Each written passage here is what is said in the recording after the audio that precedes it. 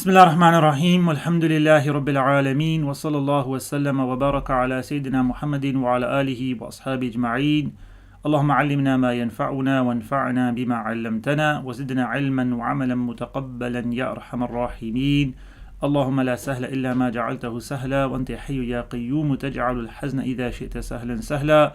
لا إله إلا أنت نستغفرك اللهم ونتوب إليك. وصلى الله وسلم وبارك على سيدنا محمد وعلى آله وأصحابه أجمعين وبعد. Assalamu alaikum wa rahmatullahi wa barakatuh, and welcome to our fifth and final class on the Muqaddimaat of Imam Muhammad ibn Yusuf al-Sanusi rahimahullahu ta'ala wa radiya anhu wa nafa'ana bihi wa bikum ameen. May Allah subhanahu wa ta'ala mercy upon him, be pleased with him and benefit us through him and yourselves. Today's class will conclude what we intended to cover. As explained before, for those of you thinking it was longer, we decided to change from doing the commentary of this book to just the text, the matan. And the matan is, as we can see, just 6-7 pages. So we'll be concluding that today, insha'Allah ta'ala. So we reached the section here on mawjudat, so things that exist, everything that exists. How does it exist, or how do we understand its existence is rather the better way of presenting this section. So the author says, rahimahullah ta'ala, وَالْمَوْجُودَاتُ بِالنِّسْبَةِ إِلَى الْمَحَلِّ وَالْمُخَصِّصِ أَرْبَعَةُ أَقْسَامٍ. Created or existent beings, like we said, existent beings with regard to a designation, من حيث, as it said there here, if we go back to the Arabic, بِنِسْبَةِ الْمَحَلِّ وَالْمُخَصِّصِ. So a designation and a designator are of 4 categories, 4 types. The first of them is قِسْمٌ غَنِيٌّ عَنِ الْمَحَلِّ وَالْمُخَصِّصِ وَهُوَ ذَاتُ مَوْلَانَا جَلَّ وَعَزٍّ. The first is not in need of a designation and place, right, or a designation to anywhere. Better say designation and use this word than place, because later on the word places will be problematic. Nor of a designator, so nobody's decided that it should be the way it is. It just is, and it's not in any particular designated place or designation. And that is the essence of our Creator, the Almighty, the Dhatullah, right? Dhatu Mawlana Jalla wa Az. Okay, so this Allah subhanahu wa ta'ala is not in, doesn't require somebody to give him his attributes or give him his existence, nor does he require a designation somewhere to be existent or be attributed to something. He's not an attribute of something, basically, right? He's not designated to something else. Nor is he therefore in requirement of anybody to tell him or be, because the designated here means somebody that, or a connection to something, when Allah subhanahu wa ta'ala is not connected to anything, like connected in the way of effect. So that's Allah subhanahu wa ta'ala. This section is on how we understand all existent beings. The first is Allah subhanahu wa ta'ala, or the being of Allah subhanahu wa ta'ala, the essence of Allah subhanahu wa ta'ala is not designated, nor does it have a designator. Okay.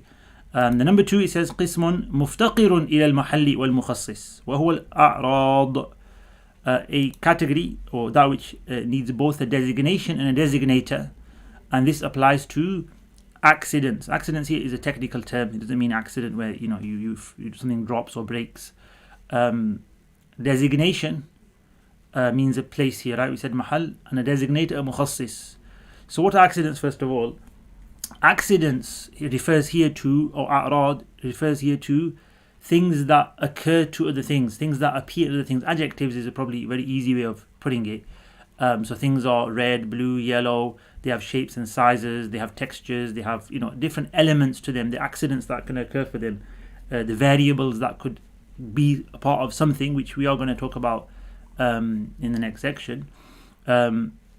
Those variables are applied to something, so they need to be selected, right? So they need a mukhassis. Takhsis means to select, to choose, to designate, and they need a place. So red can't exist outside of a place, a body, a designation. It needs to be designated to a piece of metal or to a piece of cloth, red, right? Or if we said something is so and so diameter, okay, where is that designated to? It's not just a diameter in your mind, it's not a theoretical thing. When it comes to mawjudat, not theories, but actually existent beings, then that diameter has to exist in a shape, a circle, a table that's round has a diameter. So these colors, shapes, sizes, textures, designations will require a designator. So the designator is Allah subhanahu wa ta'ala, and the designations are the creations of Allah, which are the next one, which are physical bodies. So these kind of things that need both a designation, designator, are designated to physical bodies. So it says there on the next one, وَقِسْمٌ مُفْتَقِرٌ إِلَى الْمُخَصِّصِ دُونَ الْمَحَلِ وَهُوَ الْأَجْرَامِ. Okay, so we have now, it says here, that which needs a designator and not a designation, and this applies to physical bodies. So what does that mean? A physical body, we're not referring here to the description of a physical body, we're referring here just to the fact that it's a physical body, it has a place. It needs to be designated to that place, right? It needs a designator to get it there, but it's not designated to anything else. So we don't say, I am an attribute of somebody else. I'm a physical body. I'm not like Waseem, or this microphone is the color of that, or this microphone is the shape of that. It's not designated somewhere else, but it has a designation itself. So it needs a designator, but not a designation, not to be so it has a attribute, or gives somebody who gives it its existence, but it's not attributed to something else. So it's not got a designation to somewhere else. It just exists as a physical body. But of course, we can't recognize a physical body without some kind of characteristics. These characteristics, these designations, are the a'rad, number 2, the accidents, right? The accidents like color, shape, size are in or fall into bodies and fall into these number 3. Okay, so that is the third category. And then the fourth category is وَقِسْمٌ مَوْجُودٌ فِي الْمَحَلِ وَلَا يَفْتَقِرُ إِلَى مُخَصِّص وَهُوَ صِفَاتُ مَوْلَانَا جَلَّ وَعَزَّ. So the fourth one, as it says here in English, is that which has a designation but does not require a designator, and that is for the attributes of our Creator, the Almighty. Okay, so the attributes of Allah subhanahu wa ta'ala are what we say attributed to Him. So we're not saying in a place, right? That's what I said here. It's going to be problematic to use place. Okay, but they are designated to Him, they are attributed to Him. He has attributes, right? And therefore they are attributed to Him, designated to Him, if you can use this word, right? But not, He's not a place where they are found. He's not a physical body, right? We're not talking about physical bodies. All of this, all 4 categories here, the first and the fourth don't apply to physical bodies. Number 2 and 3 do, and this is how Imam Sanusi wanted to understand. And taking back a step, actually, before we carry on, one of the foundations of disbelief and of innovation was not to understand logical concepts, right? What is inconceivable, what's not inconceivable, what is necessary, and so forth. And this is what Imam Sanusi is now teaching us. Look, you need to understand how things are, or, how things work, or like we said, how we understand things more than anything else, or our limited understanding, right? And we understand that Allah subhanahu wa ta'ala is not in a physical time or space. He doesn't require anybody to give Him anything, or make Him anything, or be anything. He is Allah subhanahu wa ta'ala, and He's got attributes, so the attributes are attributed to Him, and that's how we describe it. Okay, so yes, the attributes are designated to Allah subhanahu wa ta'ala, but then don't require a designator, because remember, designator means somebody put them there, somebody made them there. They were pre-eternal with Allah subhanahu wa ta'ala. They are His attributes from pre-eternity, just like His being is from pre-eternal. They're not parts of Him or anything like that. That's why I didn't want to use place, parts, and these terminologies that more apply to created beings.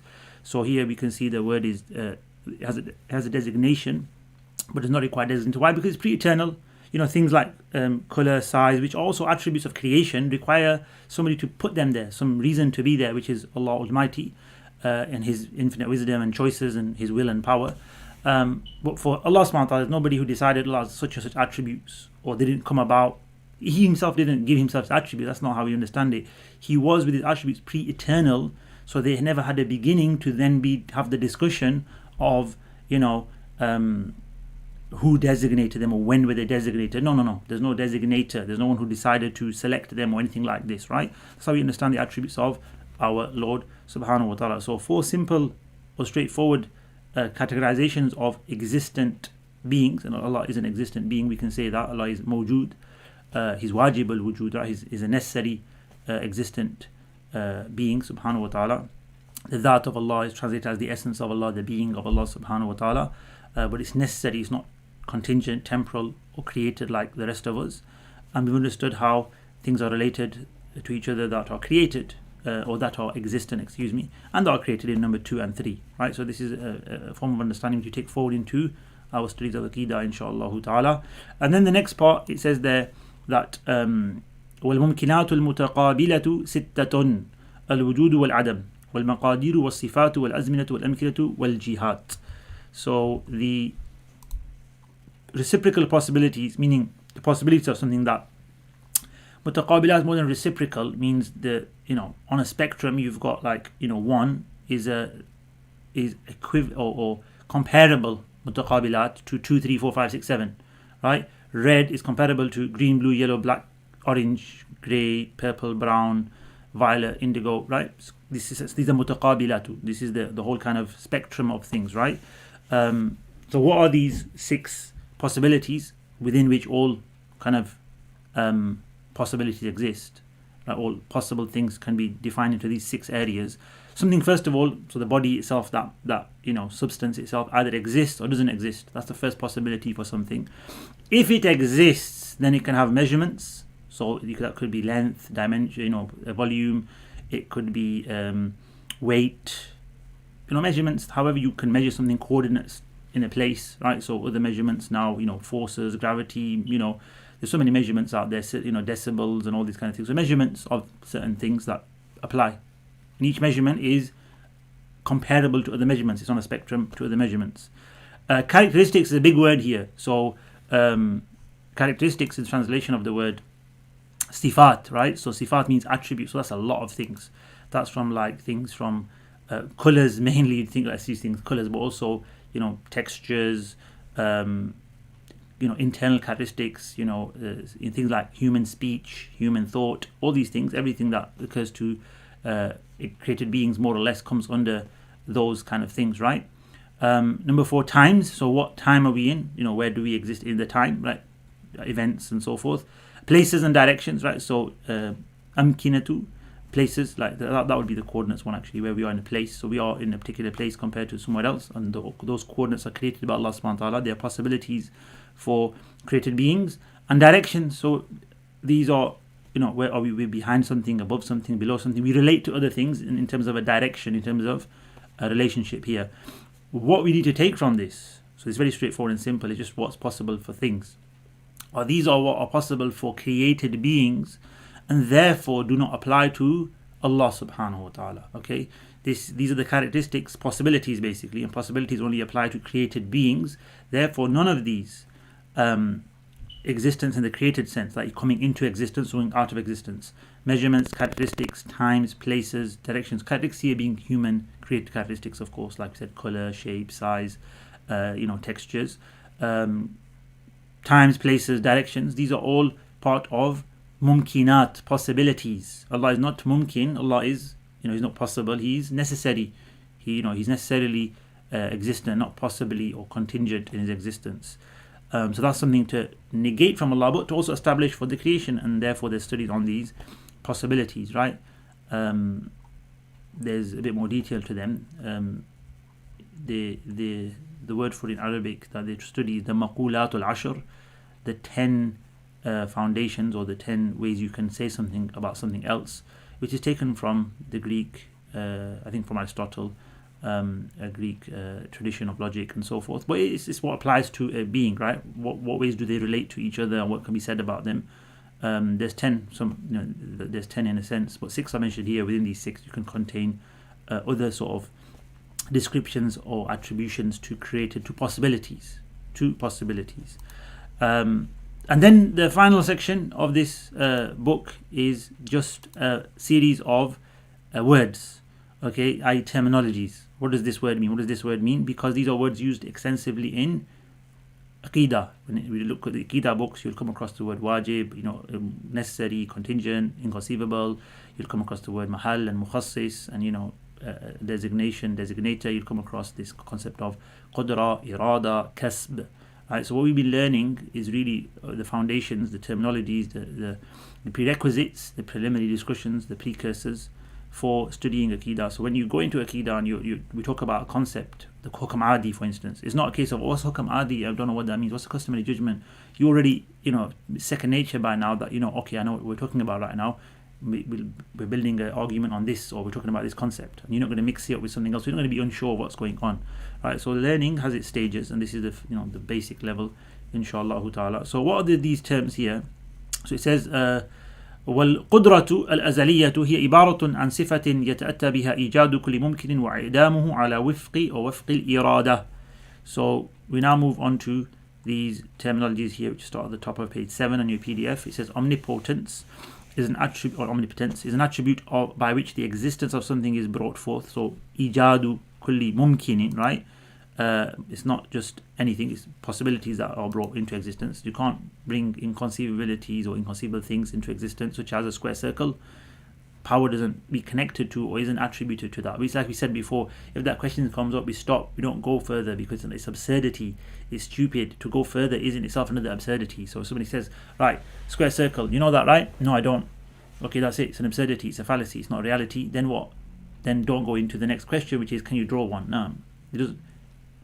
Power, even our power, obviously we're going to hear about the omnipotence of Allah subhanahu wa ta'ala here, right? The Qudra al-Azaliyah is not connected to absurdities, stupidities, or things that are not realities. You can't ask that question. It's not even rationally sound to ask a question that it doesn't have it's impossible, it's inconceivable concept, like square circle. It's like saying, can Allah draw a square circle? That question itself is silly and stupid, absurd, and is not actually a valid question, so that it doesn't even require an answer.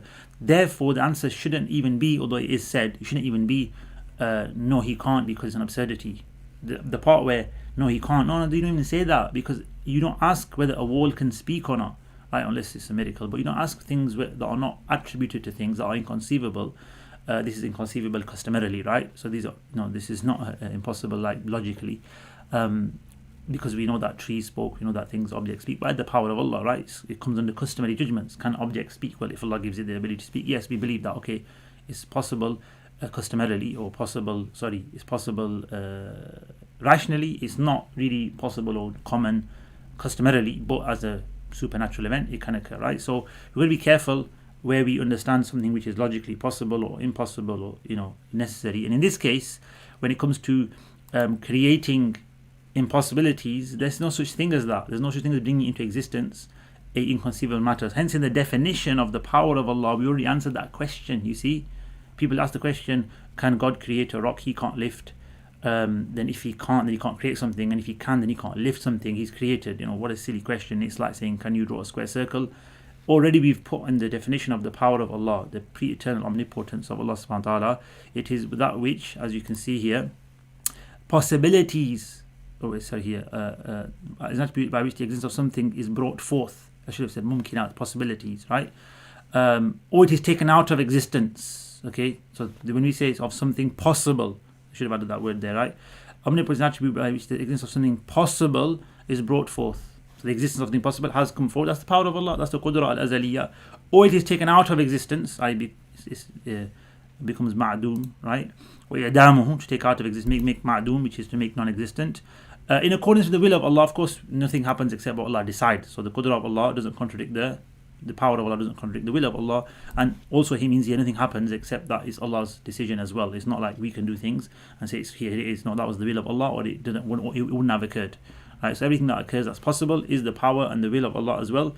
In accordance with the will of Allah, the will is next. What exactly the will of Allah subhanahu wa ta'ala is, as we understand it, this isn't the absolute definition of the attribute of Allah subhanahu wa ta'ala. We just understand this as, this is what happens by the power of Allah subhanahu wa ta'ala. Possibilities come into existence or are taken out of existence in accordance with His divine will. And then we have the next one, which is on the next page. Al-Irada al-Azaliyah. He's talking about the irada of Allah subhanahu wa ta'ala. So صفة يتأتى بها تخصيص الممكن ببعض ما يجوز عليه, which translated here, the eternal is an attribute which possibilities are specified. The divine will determine some of the possibilities that could apply for an entity over others. So this now talks about the will of Allah subhanahu wa ta'ala, the divine will, the irada of Allah subhanahu wa ta'ala. How do we understand it? Like I said, a limited basic understanding of the will of Allah subhanahu wa ta'ala. Well, why is this the way it is? Why is this picture over there or piece over there black and white? Why is the sun shining like this, and why is the earth so far away from the sun, and why does everything have what it has of all the possible outcomes that could have occurred? We believe, and the word irada al-azaliyah, the irada of Allah, the will of Allah subhanahu wa ta'ala, is the is Allah. So we actually say Allah decided, right? So we don't say the will of Allah decided. We say Allah decided. Allah Almighty decides, right? But He has an attribute called the will of Allah, so the iradatullah, that we understand as the attribute which we assign to Him or attribute to Him, which helps us understand that Allah subhanahu wa ta'ala decides what happens, what possibilities take place in life, and what possibilities are attributed to creation as it comes and goes. So first of all, it comes to existence, then it's given certain lifespan, then goes out of existence, right? That's how life occurs, or created things, transient beings occur. So this is the eternal will. It's an attribute by which possibilities are specified. The divine will determine some of the possibilities that could apply for an entity over others, right? So these are possibilities that come and go. Remember, there's no change for Allah. So Allah doesn't specify things for Himself. They just are as they are. And then it says, al-ilm, what is knowledge, or the pre-eternal knowledge, al-ilm al-azali, the omniscience of Allah subhanahu wa ta'ala. Sifatun yankashifu biha al-ma'lumu ala ma huwa bihi. Sifatun yankashifu biha al-ma'lumu ala ma huwa bihi. The omniscience is an attribute by which known things are identified as per their realities. So Allah knows. His knowledge, obviously we say Allah knows again, don't say Allah's knowledge knows. We say Allah knows, but we understand that Allah has an attribute called knowledge, ilm, which is pre-eternal, unlimited, infinite knowledge that has no gaps, no forgetfulness in it, no mistakes in it, no gap, no acquisition in it. It's all pre-eternal, therefore perfect. And that is how we understand that Allah knows everything. So He knows everything as it is. There's nothing hidden from Allah subhanahu wa ta'ala, in other words, right? In some definitions, they add the word min ghairi sabqi khafa'in, without there being any any time, any point, any instance where there was any obscurity, khafa, any lack of clarity. There's just it's all is what it is. It's clear cut, pre-eternally. Never ever was there a moment for Allah ultimately, right? But never ever is there a moment for Allah, if you can say that He doesn't know something or something's hidden from Him. Okay, this is the ilm, the knowledge of Allah Almighty. And then we come on to the hayat. It says, well, hayatu sifatun, so Allah is alive, He's got hayat, right? Sifatun, what does it mean by hayat? Sifatun tusahhu liman qamat bihi an yattasifa bil idrak. So that translates as, life is an attribute which allows something to be described with perception. So perception, maybe not the best of words here for Allah subhanahu wa ta'ala, but idrak here in the Arabic, which is this word here. I don't think it's going to highlight very well on this. No, it's not. But idrak here, the word at the end of the sentence, is in the Quran. It says, لا تدركه الأبصار وهو يدرك الأبصار وهو اللطيف الخبير. The eyes do not perceive Him. لا تدرك الأبصار وهو يدرك الأبصار. But He does know. So idrak is actually mentioned in the Quran in a verbal form. Okay, so it says here that life is an attribute which allows something to be described with perception. So Allah knows, Allah does things, Allah has this concept of, if you take the just knowing, that's a form of perception, but not with perception of time and place, of learning, of acquisition, of acquaintance. No, hence why I said perception might not be the best word here, but it means Allah subhanahu wa ta'ala knows in a sense, right? And that's if we say that Allah has something aside from knowledge called perception as well, which is coming further down. Because of this ayah of the Quran, scholars differed or discussed whether or not it's an attribute of Allah subhanahu wa ta'ala. But moving on to the next one, was sam'ul azali, again sama, all the previous were azali as well, which is the pre-eternal attributes of Allah. But nevertheless, you could say, what's the knowledge of a human being? It's not that, right? Or is that actually? So sifatun yankashifu biha al-ma'lum ala ma huwa bi. Knowledge for a person is what allows him to see the reality of something. But there's always going to be acquisition of the knowledge. There's always going to be a time where things are unknown and they become known. Right? Hayat, even for a human, if you look at life, it allows us to be alive and to discern and to perceive and so forth. So it could be applied on a human level to us as well. Okay. But obviously in Aqidah, when we study the knowledge of Allah, the irada of Allah, the life of Allah, we're referring to the pre-eternal concepts, right, which are different completely to the created concept. So the hearing of Allah is not like the hearing of human beings, and therefore it says here, sifatun yankashifu biha kullu mawjudin ala ma huwa bihi inkishafan yubayinu siwahu daruratan. Okay, that translates to Pre-eternal hearing, so Allah being all hearing, is an attribute by which the reality of every existent being is identified. Right? Does it say here everything is heard? All sounds. It's not talking about sounds and just hearing alone. Hearing is an attribute of Allah that we can't define, but we have to understand as, we can't decide what it is. We have to understand it as what it, what has been revealed to us. And it's an attribute of Allah subhanahu wa ta'ala by which we can say He hears, because that's divine hearing, but also everything is known to Allah subhanahu wa ta'ala.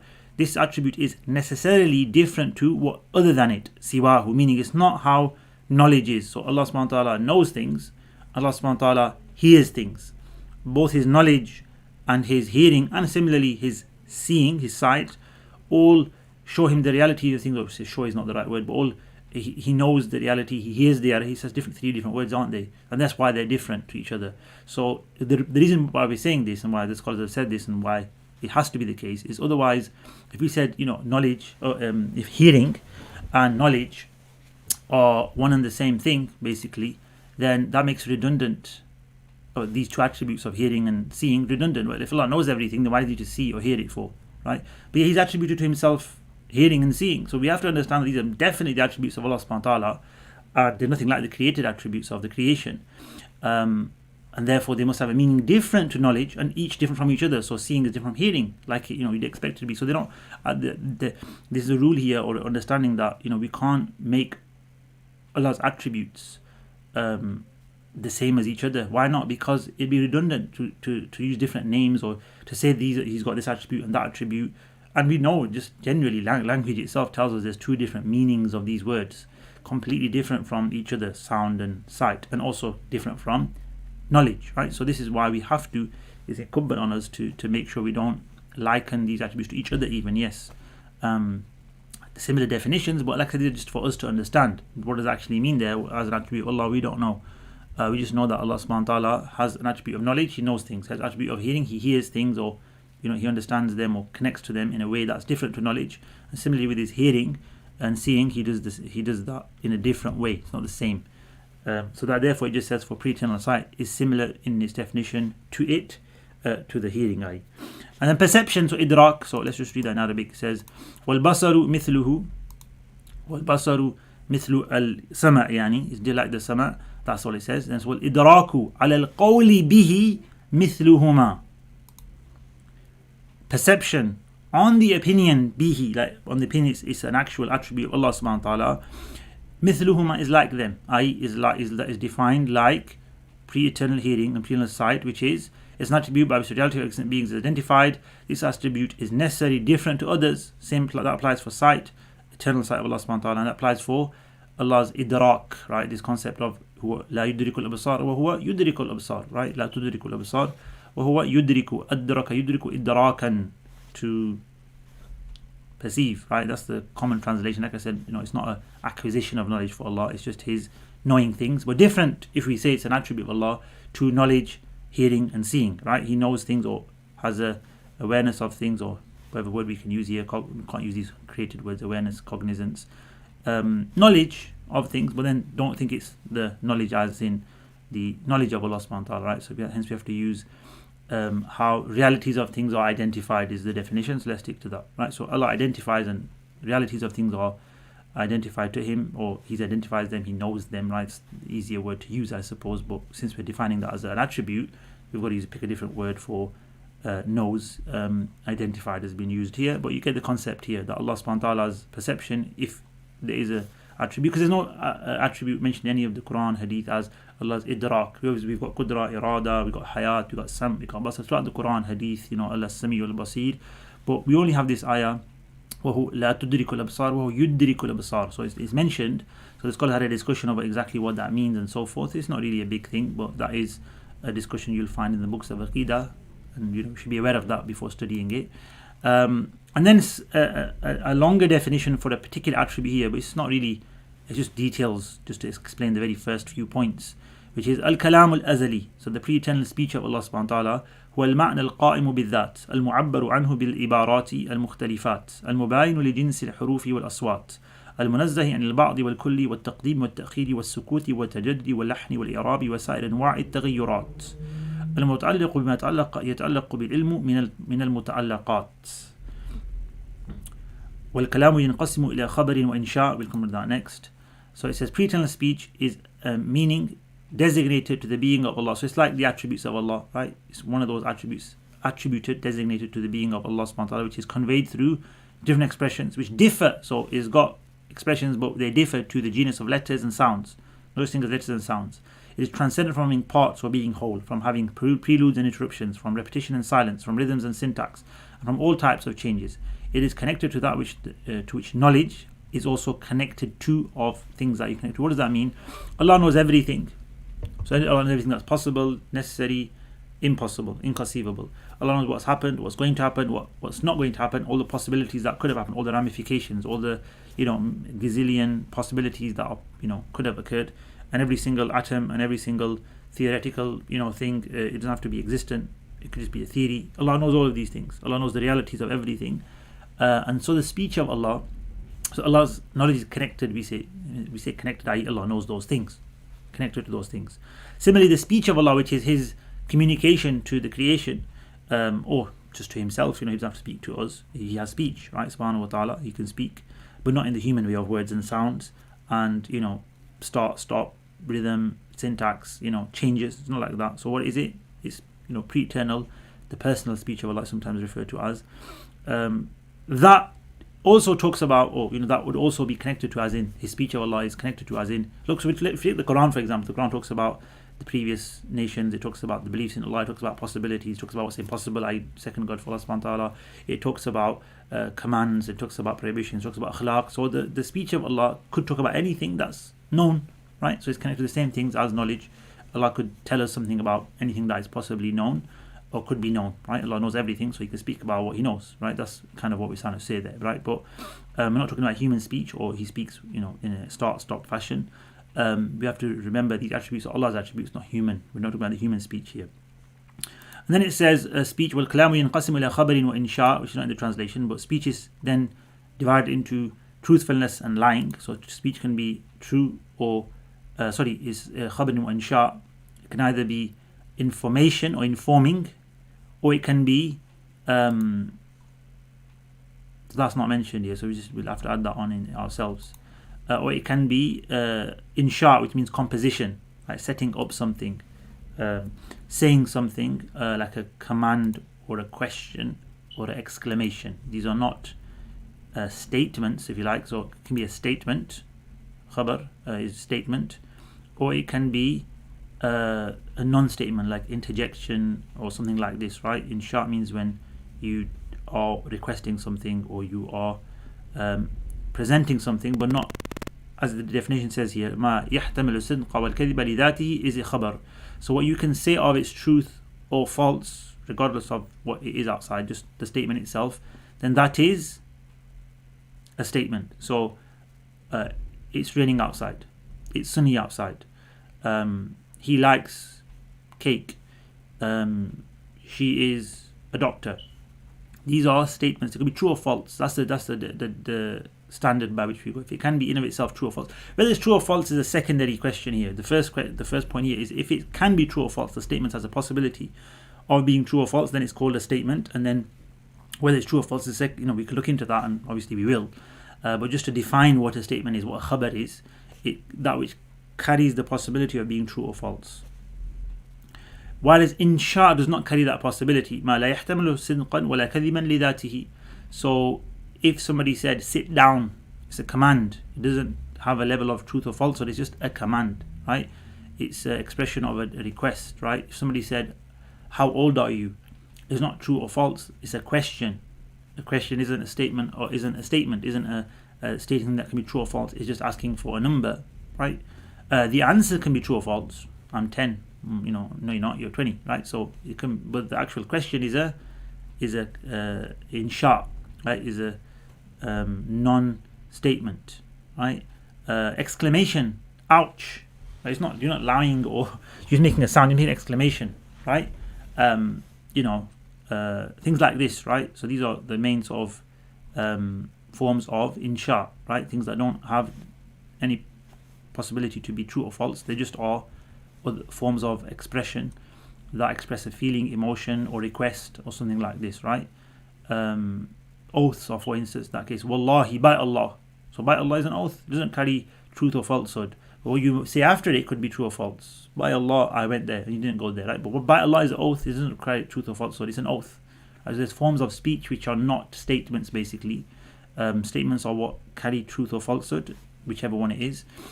Possibility is there, and that's a statement. And then non-statements are things which don't carry that, which is other parts of language, really, other types of sentences. Then it moves on to sidq and kadhib. So we've got something missing there in English, but do make note of that we talked about speeches, khabar and insha. Okay, khabar is that which carries the possibility of truth or falsehood, and insha is that which does not carry the possibility of truth and falsehood in and of that self, right? We don't look at external factors. And then it says وَالصِّدْقُ عِبَارَةٌ عَنْ مُطَابَقَةِ الْخَبَرِ لِمَا فِي نَفْسِ الْأَمْرِ خَالَفَ الْإِعْتِقَادَ أَمْ لَا. So truthfulness, sidq, is reporting something, is, as you can see there, مُطَابَقَةِ الْخَبَرِ. So khabar here is a statement then, is a statement which agrees with that, with what is in of itself true, whether one believes it to be such or not. So the sun, it is sunny outside. Okay, now if it is sunny outside, whether you believe that to be true or not, your statement is true. Whether you were guessing it or not, your statement is true, because we've got to compare it to what it says, the actual affair itself, right? True of itself, right? With that which is in of itself true. So you look outside, right, and you see nafs al-amr, what is actually occurring? You see it's sunny, he's telling the truth. He goes, I don't know, what is it sunny outside or not? It's sunny, you just said it. Oh, I was telling the truth then, wasn't I? Yeah, he was. Whether he believed himself to be truthful or not, as long as what you say is in accordance with the reality outside, with what is actually occurring, then that's called, that speech that's come out of his mouth is called sidq, right? Of course, whether or not he's accountable for it, or it's against him or for him, etc., that's different. That's Allah's accountability and intentions come into things. But we're just talking about speech, words we hear, and things that we can say. They either are truthful, and it only comes under khabar, by the way. So khabar is what can be truthful or false. Insha, non-statements can't be true or false. They're just just expressions of emotions or something similar. And then it says lying, therefore, wal-kadhib is the opposite. So it says wal-kadhibu adamu mutabaqati al-khabari lima fi nafs al-amri wafaqa al-i'tiqada am la. Right? So it says lying is reporting something which is not in accordance with what is in of itself true, whether ones believe it to be as such or not, right? Whether it agrees with your beliefs or not, in a sense, right? So, and Mu'tazilite, this is what Imam Sanusi mentions in his commentary. He could come to you and say, go against his beliefs, right? And say, to hide his beliefs. He could say that, I believe that customary causes, hukm adi, they don't have any power deposited in them. They are just customary causes, and Allah creates when they are present. If He wants to create, it's His decision, right? That's the truth. So just because the Mu'tazilite said it, we're going to reject it now. See, this is the point here. It doesn't matter who says it or what that person believes. If somebody's saying the truth, it's the truth. And if somebody's lying, he's lying. So in this case, he was actually lying, but the same concept. It doesn't matter if somebody's a believer and a Muslim. If he's saying a lie, he's saying a lie. Whether he believes it to be the truth or otherwise. So we've got to take things and judge them for what they are, and not necessarily look at who's saying them sometimes. Okay, when it comes to what? Truth and falsehood. Of course, when it comes to Sharia, we've already accepted that it's the truth. Therefore, we've got to follow the whole concept of the Quran and Sunnah. But then, other than that, we have to take things, objectively, and judge them and look at them and study them, and not just say, right, because so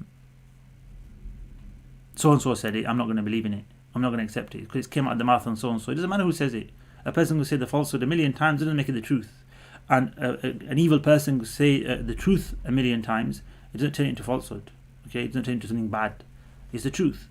So that's what the point here is, that look, you got to look at things impartially. Let's get these biases out of the way, and let's look at things and get them right.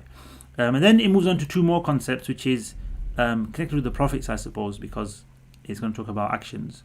And in study of Aqidah, you will study amana, and khiyana is the opposite, and you will study isma, which is the infallibility of the Prophet. So it says here, وَالْأَمَانَةُ حِفْظُ جَمِيعِ الْجَوَارِحِ الظَّاهِرَةِ وَالْبَاطِنَةِ مِنَ التَّلَبُّسِ بِمَنْهِيٍّ عَنْهُ نهي تحريم أو كراهة.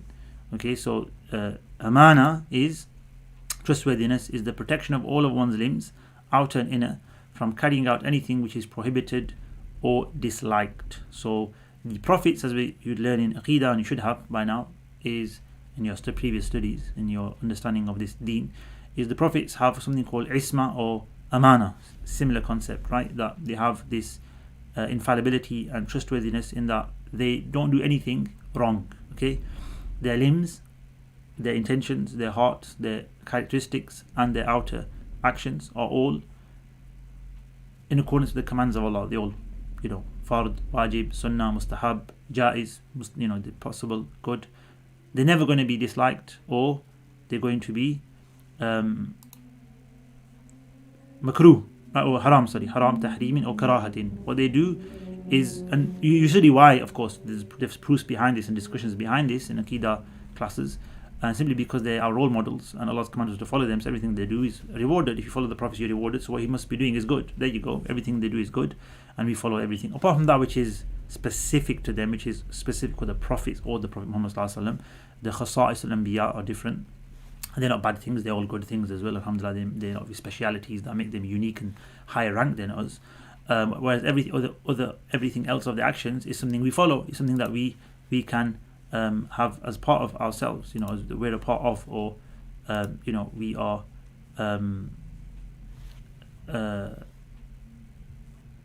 commanded to follow. We are asked to be people who follow these commands of Allah subhanahu wa ta'ala and the actions of their prophets in that which is followable. There are some things which we don't follow. So that's trustworthiness.